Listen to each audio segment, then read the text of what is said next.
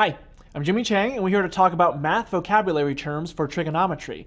Now, trigonometry has a huge wealth of terms, but here are 6 of those that'll give you a starting point for what it is that you'll be going through the trigonometry course. You'll be using these a lot as you proceed in your trigonometry journey, if you will. So let's start off with the sine definition. S-I-N-E is how it's actually spelled, but we're going to abbreviate it S-I-N theta for an angle for short. Now, there's 2 ways to think about the sine definition. You can think of the sine as either the y-coordinate over the radius of a circle, which is r, or if you're in triangle context, or right triangles per se, you can think of this as the opposite leg over the hypotenuse. Now, along with sine comes cosine, and the cosine of an angle can be thought of as the x-coordinate over the radius of a circle if you're working in circles.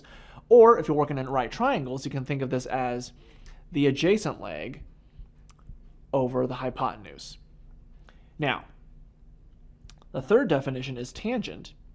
And if you're working in circles, you can think of tangent as y over x, or sine over cosine, as some people like to call it.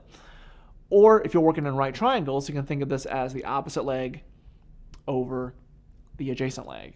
Now, those are the big 3, but the other 3 make up the big 6, because with sine, cosine, and tangent comes their reciprocal functions.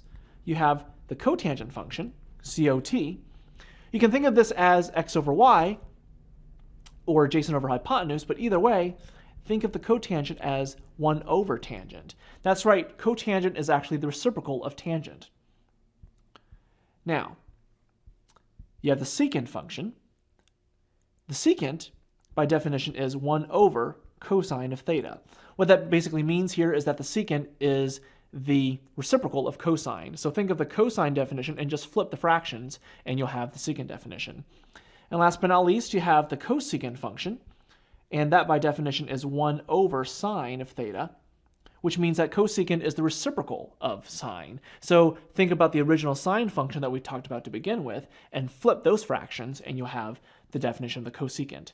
So after you go through these 6 definitions, it's going to help you tremendously throughout the rest of the trigonometry course. So I'm Jimmy Chang, and here are a few trigonometry terms.